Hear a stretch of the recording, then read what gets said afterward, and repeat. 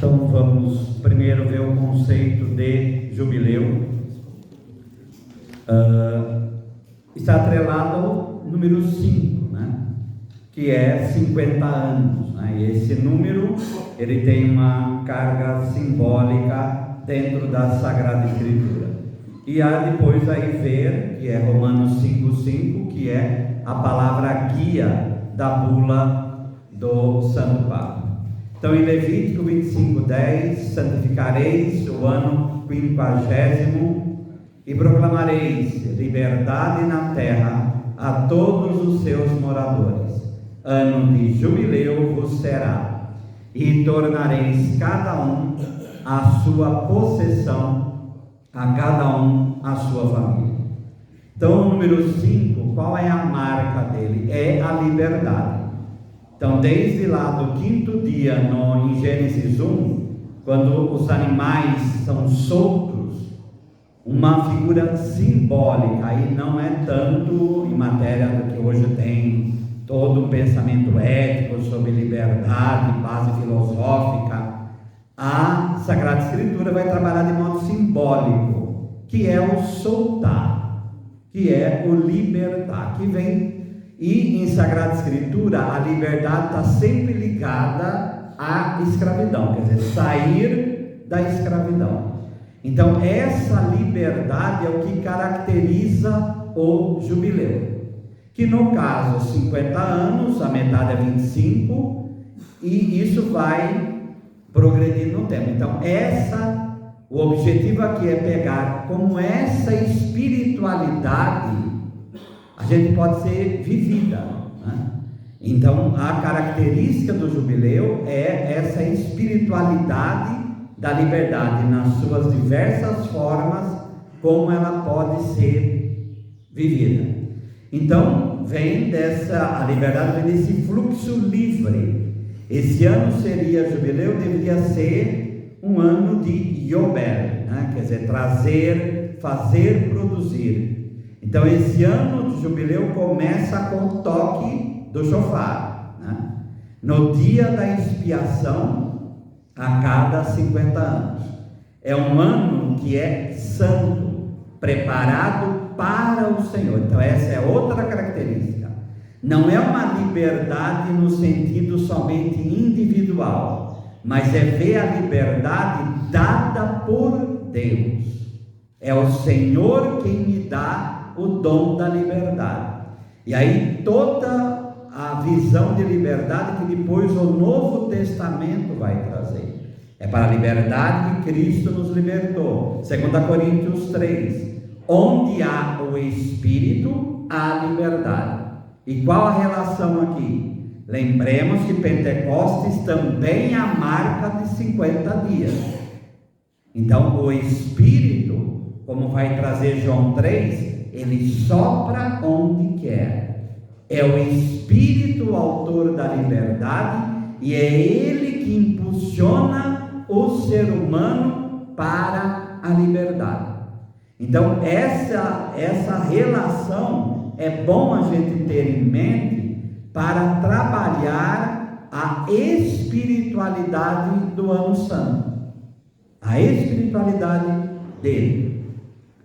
Então esse ano seria um ano em que cada um retornaria à sua família e à sua possessão. Não haveria nem o semear e nem o colher. Cada um deveria viver daquilo que a terra livremente produziria, conforme está em Levítico 25:11. Então não somente o ser humano, mas também a própria criação deveria estar livre. Aí a gente lembra de Romanos 8, a criação geme e chora, esperando a revelação dos filhos de Deus. Então também ter essa visão de que o dom da liberdade é para o ser humano, mas é também, nesse caso, para a criação. E por que a terra voltar? E por que voltar a própria família? Porque a consciência bíblica é que ninguém é dono de nada. Então aí há aquilo que está está em Mateus 5. Bem-aventurados os pobres em espírito, porque deles é o reino dos céus. Então, somente é livre aquele que é. E aí o conceito de pobreza é o quê? Esse desprendimento. Então, os 50 anos aí é para recordar sempre ao povo: a terra não é de vocês, a terra é minha. Eu dei para vocês, mas vocês nunca podem tomar posse daquilo que é meu. Então, essa é outra consciência que depois o Papa vai trabalhar no final, que é a vida eterna. Aqui nós somos peregrinos. Então, também o ano santo, por isso peregrinação. Então, reparemos: estar solto, estar livre, ou a terra não é nossa. A terra é de Deus, a criação é de Deus, e nós somos de Deus, tá? E nós somos peregrinos. Ou fazer peregrinação tem o sentido, obviamente, do caminhar, do exodal, tem tudo esse sentido, mas é recordar o que? Nós estamos no deserto. Então nós saímos, como é a espiritualidade da vigília pascal, nós saímos da casa da escravidão, que no hebraico é a casa dos escravos. Então nós somos libertos do jugo do Egito, mas do principal jugo, que é o jugo da idolatria. Passamos pelo mar, fomos batizados no mar e estamos a caminho. A frase de Moisés para Deus deve ser a frase nossa: Senhor, vem e caminha conosco. Então, jubileu também é isso. Não é um peregrinar que nós vamos somente a certos lugares, mas claro que vamos a certos lugares, mas com a consciência: Deus não está só naquele lugar, Ele caminha conosco. É o próprio símbolo da nossa vida. Até que também a espiritualidade de vamos atravessar a segunda água, que é o Jordão, guiados por Yehoshua, que é Josué, que no caso é o nome de Jesus, para entrar na terra prometida.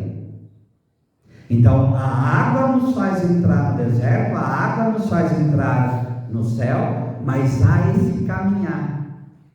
E qual a razão para ir para o deserto?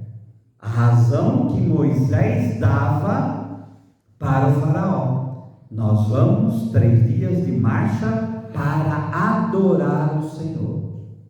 Por isso a libertação da própria idolatria. E o que acontece no Sinai? A revelação de Deus não é para todos, a revelação de Deus é para Moisés.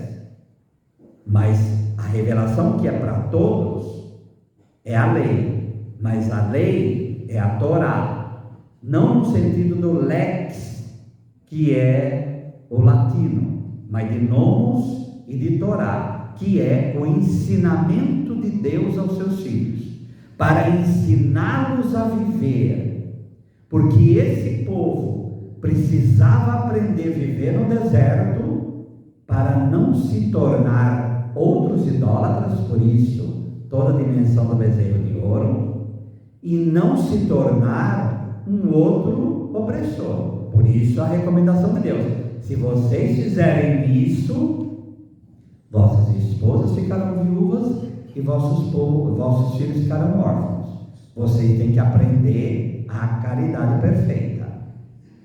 Quando esse povo está pronto, aí entra na terra. Então tudo isso é para falar o quê? Essa é a espiritualidade de fazer peregrinação. Por isso peregrinação também tem esforço, peregrinação também tem sofrimento, porque é o próprio símbolo da quaresma que é a nossa vida. Como vai dizer São Bento, a vida do monge é uma quaresma, porque a quaresma é o símbolo dessa própria vida. Então esse caminhar deve dar esse sentido Penitencial no sentido de lembrar: a nossa vida é transitória, por isso é pobre, e por isso é desapegada, e por isso viver para a liberdade. Aí olhar para os santos que viveram isso, como São Francisco e muitos outros. Nesse sentido também, nem o colher, então o produto da terra era visto como dado livremente por Deus, e isso constituiria a santidade desse ano, viver do dom de Deus, da liberalidade de Deus. Então é livre aquilo que está em Lucas 10, a recomendação de que quando vocês forem evangelizar, vai sem 2 túnicas, vai. Por quê? É esse processo de saber que Deus vai cuidar. Aí toda a teologia da providência santíssima de Deus. A providência é que guia. Então, ano santo é também ter a consciência de que Deus cuida do seu povo, e nós vivemos da liberalidade de Deus. No mundo como o nosso, em que há um processo de consumismo, um processo de viver em função da opinião dos outros, a escravidão que acontece muitas vezes, o Ano Santo também deveria trazer para nós um sentido de liberdade, e aí na raiz dessa liberdade que é viver, né, da providência de Deus, viver livre, viver sabendo que nós somos peregrinos. Mas também cada um, isso está em Levítico 25, 12 e 13, mas também cada um teria que cooperar com Deus nesse processo de liberdade. Ninguém deveria oprimir o seu compatriota por temor ao Deus da liberdade, conforme está em Levítico 25, 17. Se eu quero a liberdade de Deus, eu tenho que aprender a viver livremente com as pessoas ao meu redor. Então a liberdade, a gente fala muitas vezes que a esperança é um dom, que a fé é um dom, mas cristão também deveria ver que liberdade é um dom de Deus. E tem hora que é só Deus para nos tornar livres. É aquilo que está no Evangelho de João: se o Filho de Deus os libertar, sereis verdadeiramente livres. Então esse verdadeiramente livre, essa liberdade que brota da verdade, que é o próprio Jesus, então isto daí é algo que nós também deveríamos trabalhar, a graça da liberdade. Porque a gente hoje tem um discurso muito grande sobre liberdade de expressão, e é tratado de muitas formas, mas cristão deveria trabalhar o conceito bíblico teológico de liberdade, e em primeiro lugar como dom de Deus. E às vezes a gente pede tanta coisa para Deus e para o povo, eu acho necessário pedir a graça dessa verdadeira liberdade, já que o que não falta hoje são prisões, né? São escravidões, são idolatrias, né? Muitos de nós ainda estamos no Egito. Como no quinto dia do relato da criação é caracterizado pela criação dos animais que são soltos nas águas, as rastejantes sobre o solo e no ar, e as aves, e Deus os abençoa. Então, principalmente as aves no céu, outro símbolo de liberdade é a ave, né? A ave que vive e voa. Então ela é solta, ela não tem acorrentamentos, como o salmista vai trabalhar, como um pássaro que se desprende, é um símbolo também na Sagrada Escritura de liberdade, né? Mas vamos de novo lembrar, não é essa liberdade que, como falamos, individualista, uma liberdade egoísta, mas a liberdade do dom de Deus, e no dom de Deus. Porque o pássaro voa Não é porque ele se criou, o individualismo dele, ele voa por dom de Deus. Então, é isso daí que é bom trabalhar, para que a gente não tenha uma visão muito mundana, bem na palavra mesmo, né? O número 5 também, simbolizando a liberdade do ser humano como dom de Deus, pode ser visto quando a humanidade renasce em Noé, pois quando este tem 500 anos, que gera 3 filhos. 3 é o símbolo da vida e a semente da humanidade nova e livre. As idades na Bíblia têm muito esse caráter simbólico, né? Noé não é à toa. Passa novamente uma visão aí teologicamente do batismo, né? Que isso daí vai ser tratado na bênção da água batismal. Passa pela água, e o povo que surge é um povo que deve ser livre. Por isso, da humanidade lavada nasce, por isso que morre com 500 anos, que é esse símbolo de liberdade. Como Moisés morreu com 120, que é o número do povo, né? O ser humano é livre, tudo isso na perspectiva do jubileu. É aquele que mantém, graças a Deus por isso, e é por influência de José, por exemplo, que o faraó guarda a 5ª parte dos produtos da terra para o tempo de penúria, para esse povo continuar sendo livre. Outra visão, que aqui não precisamos nem ler, mas todo mundo lembra, que é Gênesis 18, toda 18, 24 em diante, quando Abraão começa a interceder pedindo por Sodoma. Ele começa com 50. Por que ele não começa com 100, 80 e vai? 50, 45, 40, 30, 20 e 10. O que o 45 está fazendo ali? É a mesma composição do 5. Ele quer que aquele povo seja livre. E ele vai intercedendo. E ele para no 1, que é o número de Deus, que aí entregou, não tem mais o que fazer, entrega para Deus. Ele para ali. Então, novamente, para falar como o 5, o 50, o 500, ele tem esse conteúdo de liberdade.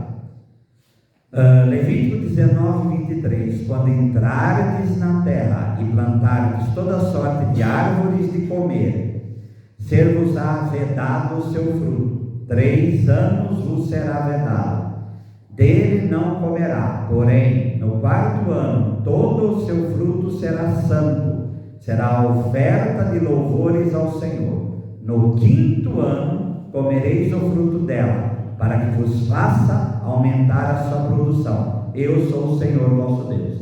As árvores da terra pertencem a Deus. Então, até esse processo de respeitar para que isto aconteça.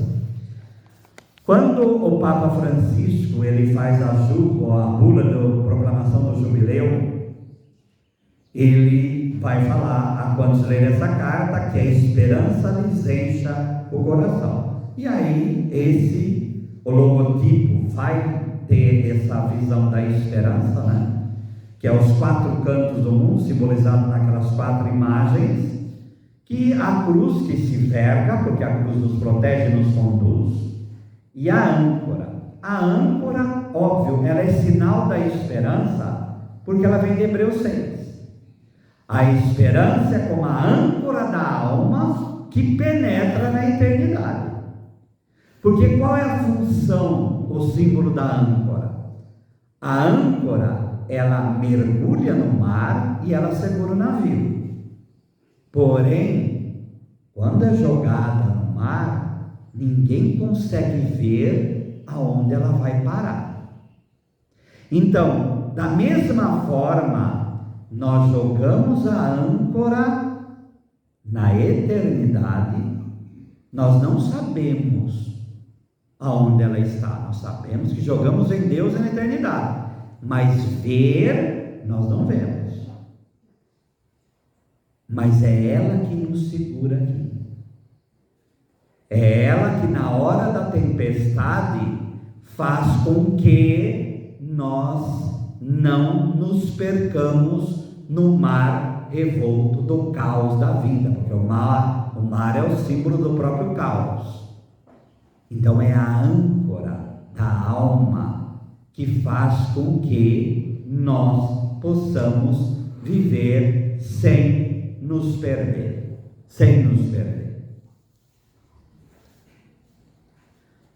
Por isso ela está no logotipo. E ela é um símbolo muito bom para poder explicar o que é a esperança na nossa vida. Uma historieta que às vezes a gente pode até falar em homilias ou em pregações, etc., é que a esperança são 3 irmãs: fé, esperança e caridade. A fé e a caridade são 2 irmãs grandes já. Elas vão em frente, elas nos conduzem, a ponto do amor, da caridade ser aquela que vai permanecer, enquanto a fé e a esperança não. Só que às vezes a fé e a caridade se cansam, e aí o que surge é a irmãzinha pequena chamada esperança, que puxa as 2 para frente. E na nossa vida é assim. Tem hora que a caridade está machucada, tem hora também que a fé parece que não tem mais fé. Será que quando o Filho do Homem voltar, encontrará fé sobre a terra? Então é essa pergunta que às vezes surge no coração, e a única coisa que sobra é a esperança que nos puxa e faz: vamos em frente, vamos lá, para que aí essas 2 irmãs recobrem força e elas vão para frente novamente. E às vezes é a âncora da vida eterna que faz com que façamos isso. Por isso que o Papa Francisco ele vai dizer: não vamos confundir esperança com otimismo. Otimismo é uma emoção, um ideal aqui. Esperança cristã sempre é uma virtude teologal, sempre vai estar ligada com vida eterna, sempre vai estar ligada com a visão de Deus agindo na nossa vida. A esperança é algo cristão, tá? É algo realmente desse ponto. E o Papa começa com Romanos 5,5. A esperança não engana, ou em latim, espera não confunde. Então, pegando Romanos de 1 a 5, tendo sido, pois, justificados pela fé, estamos em paz com Deus, por nosso Senhor Jesus Cristo, por quem tivemos acesso pela fé a esta graça, da qual estamos firmes e nos gloriamos na esperança da glória de Deus. E não é só, nós nos gloriamos também nas tribulações, sabendo que a tribulação produz perseverança, virtude comprovada, a esperança. E aí vem, a esperança não decepciona, porque o amor de Deus foi derramado em nossos corações pelo Espírito Santo que nos foi dado. Justificados nós somos e temos a justiça de Deus em nós pela graça da fé. Então isso daí é claro, não é eu me justificar. Aqui está no passivo. Quem nos justifica é Deus, pela fé. E é isso que nos dá reconciliação plena com Deus. E nessa fé estamos firmes, né? Que é o verbo estemikas, é aquela coisa de estar firme. E nos gloriamos na esperança da glória de Deus. Em português não tem como, porque a glória é uma palavra só. Mas em grego tem a glória humana, que é kanomai, e tem a doxa, que é a glória divina. Então, nos gloriamos na glória humana, na esperança de um dia mergulhar na doxa, na glória divina. Então essa é a perspectiva. E não é só. E aí ele vai fazer todo um tratado aí sobre a esperança. Nós nos gloriamos. Novamente, kalhometa, quer dizer, é a glória humana. também nas tribulações. A palavra tribulação, a trípsis, é ato de prensar, pressão, e aí é passar mesmo no moinho de azeite para tirar óleo da azeitona. Então a tribulação é isso para o pensamento bíblico. É esses processos que passamos na vida, de saúde, de tristeza, de dor, de morte, essas são as tribulações. E a tribulação, sabendo, produz a perseverança. Rupomene, rupo que está embaixo, mene é permanecer. Então, vem a tribulação, quanto mais vem, deve vir a perseverança. Qual a imagem de perseverança? Enraizamento. Por isso São Paulo vai trabalhar edificados e enraizados. Uma figura da engenharia e uma figura da agricultura. Então, a tribulação, quando vem, deve nos fazer o quê? Ir mais para cima de Deus ainda. Ir mais para cima do rochedo nosso que é Deus. Mais construir a casa sobre a rocha e não sobre a areia. Quanto mais tribulação, mais construir a casa sobre Deus. E essa perseverança nos dá a docmene, que é, aí tem várias traduções, virtude comprovada, fidelidade comprovada, experiência, e que é essa aprovação, que vai vir do verbo dokimaz, que é a pessoa aprovada. Então, você passa por tribulação, você se sustenta mais sobre Deus. Isso te dá o quê? Experiência. Isso te dá o quê? Aquilo que os antigos falam, né? A escola da vida, que nos faz, pela tribulação, a gente se joga mais em Deus, você se torna um verdadeiro ancião, um verdadeiro presbítero, uma pessoa experimentada na vida. E essa virtude comprovada, essa experiência, nos dá aí a esperança. Porque essa tribulação que nos faz perseverar em Deus, que nos dá experiência, nos mostra uma coisa: Deus existe e a Ele eu quero me voltar, e Ele é o meu presente e o meu futuro. Aí nós entendemos o que é esperança na Bíblia. Aí a gente entende o que é esperança na Bíblia. Porque senão nós caímos no erro de ser, não tem problema ser otimista. Não tem problema ser otimista. Agora, não é a virtude da esperança. Não é. Então, se a gente olha os santos, esperança, né? Santa Teresa de Calcutá, vendo os tratores vindo para derrubar a cidade da paz, e a mulher crendo que Deus vai agir, e agiu. Isso é esperança. Então, mas crer baseado em toda a experiência que ela teve, em tudo aquilo que ela passou. Ali não é algo fortuito que vem, sabe, vamos, não. É algo que vem da própria vida. Então, dessa palavra é que vai brotar todo o pensamento aí do Ano Santo. A esperança é também mensagem central desse jubileu, porque, conforme 1 Timóteo 1, o Cristo, nós não só temos a esperança, Ele é a nossa esperança. Então, Jesus é a nossa esperança.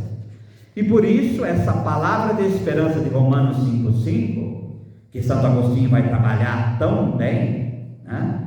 O amor de Deus é derramado em nossos corações pelo Espírito, e esse derramado nos remete ao sacramento do batismo, né? Então, essa esperança brota de lá e nos leva ao batismo último, que é a nossa morte. A igreja de Roma não foi fundada por Paulo, mas este sente um vivo desejo de chegar lá. Por isso ele vai falar isso aos romanos, porque a carta aos romanos eu estou me apresentando para vocês, eu quero mostrar que a minha teologia é boa. Então aí eu estou me apresentando. Aí ele faz todo esse arrazoado. A esperança brota e nasce do amor. Se de fato, quando éramos inimigos de Deus, Romanos 5,10, fomos reconciliados com Ele pela morte de seu Filho, com muito mais razão, uma vez reconciliados, havemos de ser salvos pela sua vida. Então, é esse amor primeiro de Deus, que nos amou quando pecadores, é que faz a gente ter esperança para o futuro. Só que, novamente, São Paulo, ele é realista. A esperança funda-se na fé e é alimentada na caridade. Mas ele é realista, não quer dizer que tudo é tranquilo. Então, a tribulação produz paciência, paciência, a firmeza, aí perseverança, paciência, as várias traduções, e a firmeza, a esperança. Porque em qualquer modo de vida não se pode passar sem 3 propensões da alma: crer, esperar e amar, como vai dizer Santo Agostinho. Então, é fundamental esse crer, amar e esperar. Mas vem tribulação, mas vem problema. Então, novamente, por isso que São Paulo é realista. Não tem como isolar a esperança da teologia da cruz. Não tem como fazer isso. E a paciência hoje? Então, hoje a gente vive, como vai dizer aqui, a era da internet, um mundo com pressa, onde o espaço e o tempo são suplantados pelo aqui e agora. A paciência deixou de ser de casa. E nós vivemos num mundo que realmente não existe mais. Falar em paciência, a pessoa imediatamente ela liga com passividade. E não é, né? Esse aprendizado de sofrimento faz parte da vida, e é isso que São Paulo nos diz.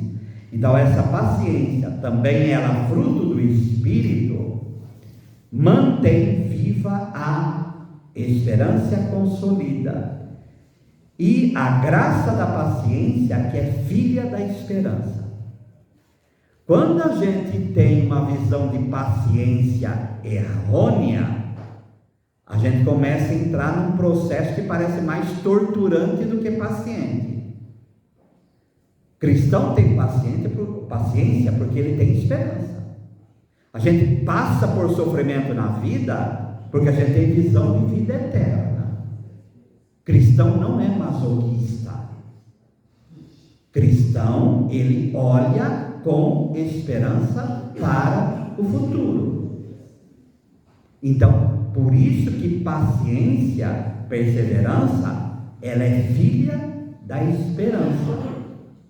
Quem não tem esperança não consegue ter paciência. Não consegue. Aí ele entra um caminho de esperança na teologia aí da peregrinação. Não é por acaso que a peregrinação representa um elemento fundamental de todo evento jubilar. Pôr-se a caminho é típico de quem anda à procura do sentido da vida.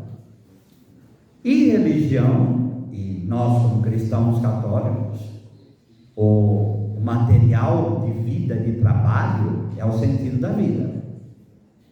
Então nós lidamos com o sentido da vida o tempo todo. Então a peregrinação vem esse sentido também, que é o darash no hebraico, que é essa busca. Buscar Deus era sinal de que a pessoa ela era realmente de Deus. Então, o peregrinar tem esse sentido de Deus caminha conosco, tem esse sentido de ir buscar a Deus também. Eu quero ir ao encontro de Deus. É nesse sentido que vai falar das igrejas jubilares. Nas igrejas particulares deve ser dada uma atenção especial à preparação dos sacerdotes e dos fiéis para as confissões e para o acesso a este sacramento na forma individual. Não falou em liberdade? A maior quebra de cadeia é a quebra do pecado, né? Da cadeia do pecado. Então aí nós entendemos também por que ano jubilar tem indulgência? Tem que dar o sentido, claro que a libertação, claro que também o sentido das consequências, da culpa, etc., do pecado, as consequências que ficam, toda aquela teologia da indulgência. Mas uma coisa positiva, que é bom falar em indulgência, é esse sentido de se tornar livre em Deus. Não é tirar o que já foi dito, pega tudo o que foi dito e acrescenta isso. É o ano da liberdade. E que é a melhor coisa de ficar livre através do perdão, né? Aí o Papa vai lembrar dos outros jubileus, né?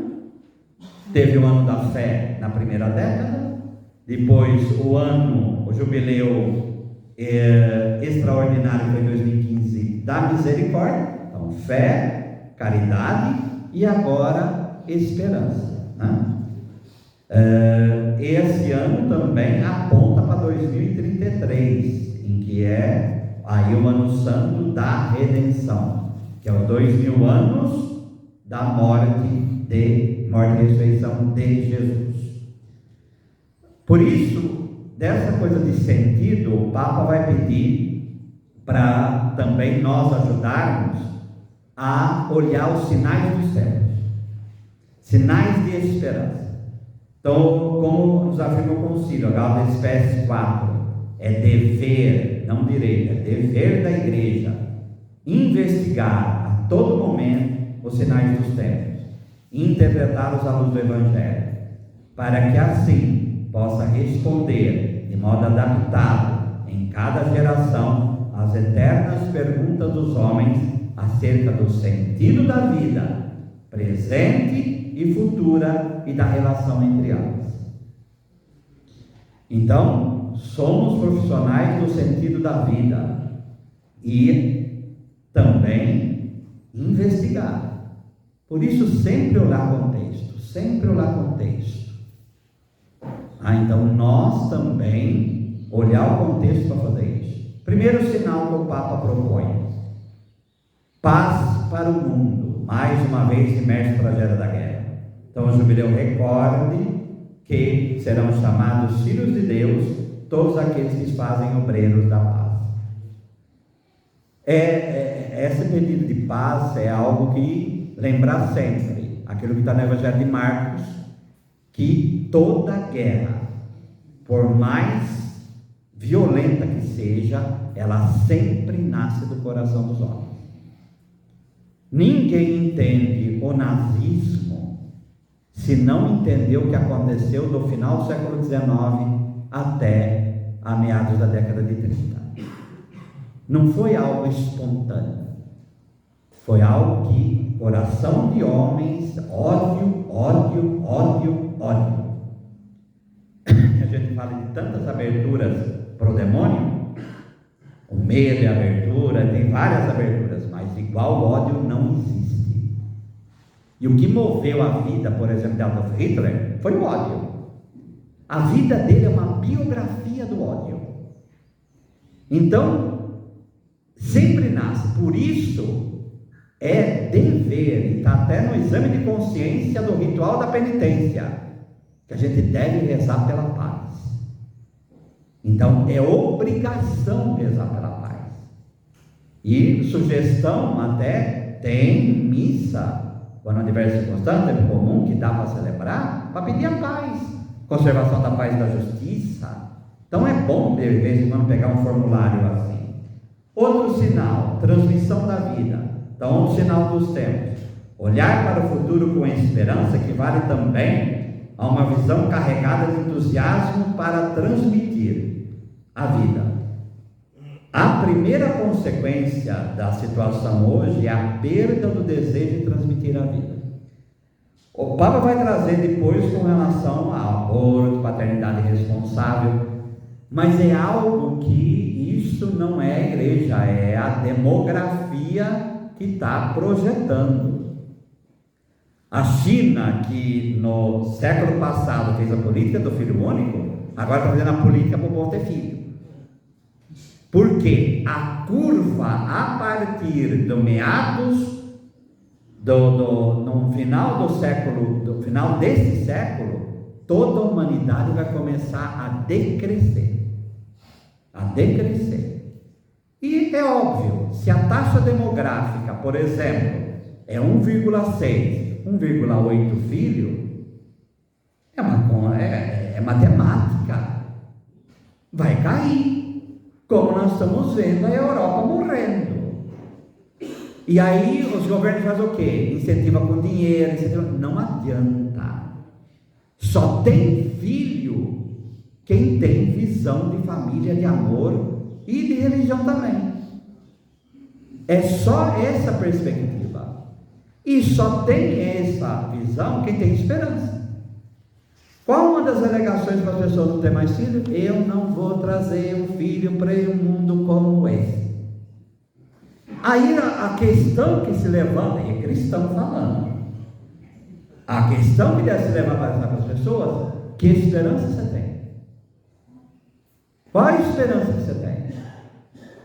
Agora, povos em guerra têm filhos e tinham filhos e criavam filhos no meio da guerra, aquela coisa toda. E hoje, que muitos lugares que não tem, simplesmente eu não quero ter filho. Então tem causa de trabalho, tem causa disso ou daquilo, mas a primeira é a falta de esperança, de não ter visão de futuro. Tá? Terceiro sinal: ser sinal de esperança. Não só ter sinal de esperança, mas ser sinais palpáveis de esperança. Para muitos irmãos e irmãs que vivem em condições de dificuldade, penso que nos presos, liberdade através da dureza da reclusão, etc. Antes que pensemos em certas coisas, lembremos que há advogados cristãos que fazem mutirão judiciário porque tem gente na cadeia que está preso e não deveria ter, e está porque não tem advogado. Então isso seria um sinal de esperança. Então não é uma pessoa que é bandido, que ele é para ser livre e é injusto, não. Ele está lá e não consegue sair por causa do problema do sistema judiciário. Então, isso é ser sinal, isso é só um exemplo, né? Ser sinal de esperança. Ser sinal de esperança para os doentes, nas casas, nos hospitais, que se encontram alívio na proximidade das pessoas que visitam e no carinho que recebem, né? Essa coisa de presença junto a estas pessoas. Como também, renovada paixão, cuidemos dos adolescentes, dos estudantes, dos namorados, das gerações jovens.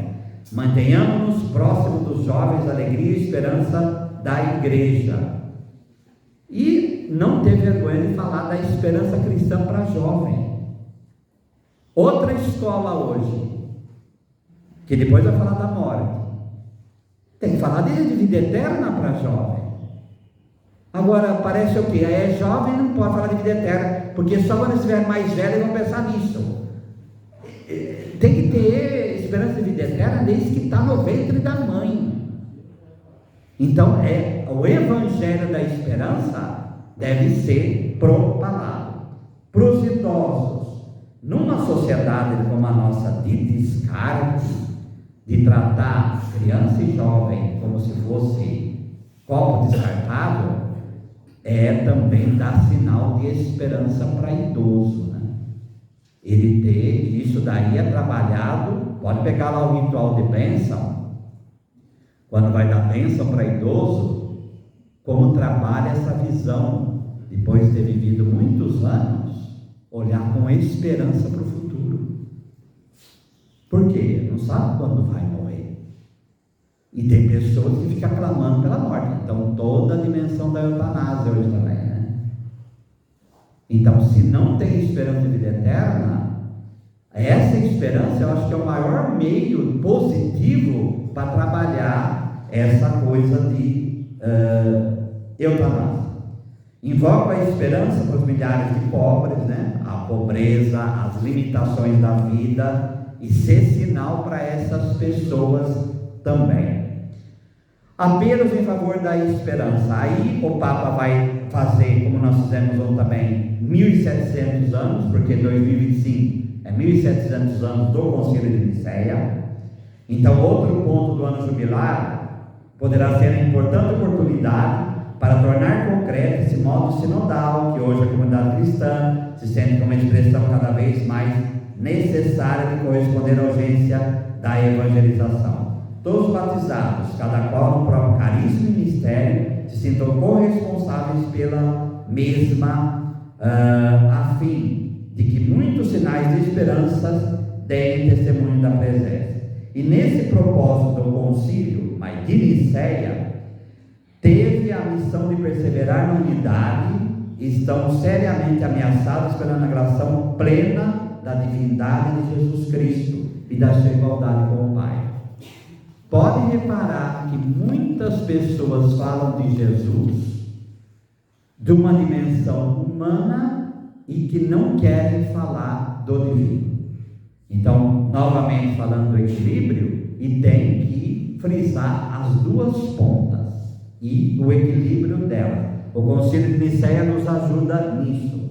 Concílio também, nós cremos, que é a voz dos padres, né? Todas as igrejas se encontravam em comunhão e todos os cristãos professavam a mesma fé. Então, também construir comunhão. Convido os cristãos a se unirem no louvor e no agradecimento à Santíssima Trindade, e em particular a Jesus Cristo, Filho de Deus, consubstancial ao Pai, que nos revelou este mistério de amor. Então, voltar novamente a pregar Jesus Cristo, Deus e homem, porque às vezes as pessoas têm muitas ideias confusas sobre o próprio Jesus.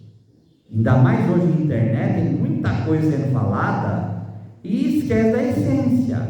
Jesus como Salvador, Jesus como único mediador, Jesus como Deus e homem. Aquilo que é o básico, mas que às vezes se esquecem, né? Se esquecem.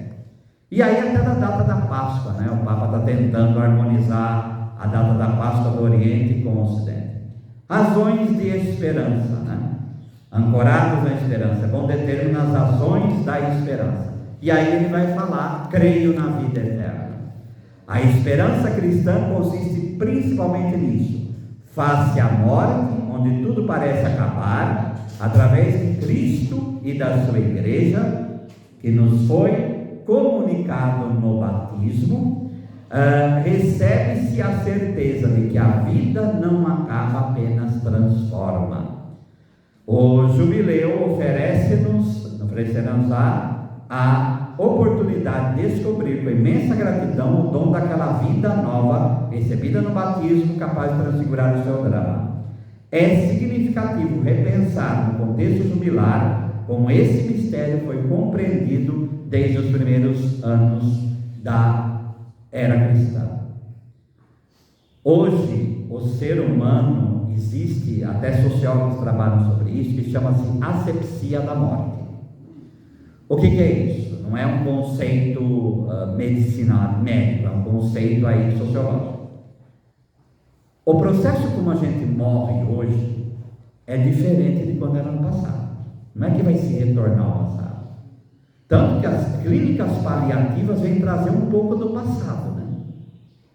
Por quê? A pessoa vai para a UTI e morre isolada de tudo, isolada de todos. Esse é um ponto. E o ponto também da família, que a única coisa que recebe é aquele telefonema: venha para o hospital. Já sabe o que aconteceu. Já sabe o que aconteceu, que faleceu a pessoa. E deve chegar a hora de trabalhar a figura da morte, porque hoje está tendo também, não sei se vocês reparam nisso, pessoas não querem mais ir para enterro, pessoas não querem mais ir para a missa de sétimo dia. Está havendo um processo de eu não quero saber dessa realidade na minha vida. Crianças que crescem e até a adolescência nunca foram num velório na vida, nunca foram, e os pais afastam isto. Nós temos que cristianizar novamente o processo da morte e começar a trabalhar. Os finados, como passamos, está aí para isso, mas trabalhar isso, o missal romano vai falar que missa de sétimo dia é momento de trabalhar esperança cristã, inclusive para aqueles que não vão à igreja, porque às vezes é um semear, que pode ser que não vai florescer ali, mas um dia há de florescer. Então, se nós trabalhamos o sentido da vida ligado à esperança, é preciso trabalhar isto novamente, porque essa asepsia, esse processo de isolamento, e eu quero trabalhar só a ressurreição, tem como? Que eu saiba, o Salmo Romano ainda não aboliu o roxo, e o roxo, no simbólico da cor, é o túmulo. Por isso o preto também é alternativo, porque é o sentido do oposto ao branco, que é a intervenção divina, é o processo da doença, por isso a unção dos enfermos e da morte. Então trabalhar isto, né? No sentido de esperança cristã, mas precisamos trazer, principalmente em cidade como São Paulo, porque ainda no interior ainda há um pouco, mas também está se perdendo. Então precisa trabalhar isto, né? Precisamos trabalhar. Então o que será de nós depois da morte? Com Jesus, além desse limiar, há uma vida eterna que consiste na plena comunhão com Deus, na contemplação e na participação do seu amor infinito. Tudo que agora vivemos na esperança, vê-lo-emos então em realidade. Aí Santo Agostinho: quando me unir a vós com todo o meu ser, não existirá para mim em meu lado alguma dor ou tristeza. A minha vida será uma vida verdadeiramente, totalmente cheia de vós. Então, o que caracterizará tal plena comunhão? O ser feliz. A felicidade é a vocação do ser humano, uma meta que diz respeito a todos. Então, trabalhar também, a gente fala de inferno, a gente fala de purgatório, mas que nem a festa de todos os santos, tem que falar de céu, e falar que a gente vai ser feliz plenamente. Pegar Apocalipse 22, toda lágrima será enxugada. Por quê? A turma hoje trabalha o quê? O andar de cima, figuras o quê? Que não traz nenhum tipo de esperança. Mas comunhão dos santos e céu traz verdadeiramente visão de esperança. E a gente tem que ir naquilo que é a tradição cristã nesse ponto. Precisamos de uma felicidade que se cumpra definitivamente naquilo que nos realiza, ou seja, no amor para com que se poder dizer já agora: sou amado, logo existo, e existirei para sempre no amor, que não desilude. Outra realidade ligada é o juízo de Deus, quer no termo da nossa existência, que é o juízo particular, quer no fim dos tempos. O juízo de Deus, que é o amor, só poderá basear-se no amor, especialmente naquele que tivermos ou não praticado para com os necessitados, que é toda a figura de Mateus 25. Ou aquilo que é o evangelho de ontem, né? A figura do banquete. Céu é convivência. E quem não aprende aqui a conviver, quem não aprende a amar, quem não aprende a ter fé, quem não aprende a ter esperança, quem não se abre à graça, se fecha a Deus e aí vai viver eternamente fechado. O Padre Forté, ele trabalha uma imagem do inferno que é muito interessante, né? São covas abertas em que cada um vive no fundo da cova sozinho, no seu próprio egoísmo, escutando o gemido dos outros e reclamando sobre esse gemido. E o que é o céu? É mesa. O céu é o evangelho de ontem. Vão pelas estradas, vão para as encruzilhadas, forcem, no sentido de que insistam, porque eu quero a casa cheia. João 14, na minha casa muitas moradas. Deus quer mesa grande aqui, Deus quer muita gente aqui. Por isso, não a aborto, não a não ter filho, não a tudo isso, porque Ele quer a casa cheia. E essa é a mentalidade da esperança também. E o Papa vai encerrando com o sacramento da reconciliação sacramental, que não é apenas uma estupenda oportunidade espiritual, mas representa um passo decisivo, essencial, indispensável no caminho da fé de cada um. Ali permitiremos ao Senhor que destrua os nossos pecados. E ele invoca no final Nossa Senhora de Guadalupe, porque em 2031 será os 500 anos Nossa Senhora de Guadalupe. Aí a frase, né? Porventura, não estou aqui eu, que sou a tua mãe. Então acho que essa figura materna de Maria como Nossa Senhora de Guadalupe é importante para a gente trabalhar essa presença acalentadora, que é uma palavra de acalento que muitas vezes hoje não se usa, né? Porque acalento é muito ligado à figura de mãe. Então trabalhar isso também seria interessante. Deixemos-nos desde já nos atrair pela esperança, consentindo-lhe que, por nosso intermédio, se torne contagiosa para quantos a desejam. Possa a nossa vida dizer-lhes: confia no Senhor, ser forte e corajoso, confia no Senhor, que é o Salmo 27, 14.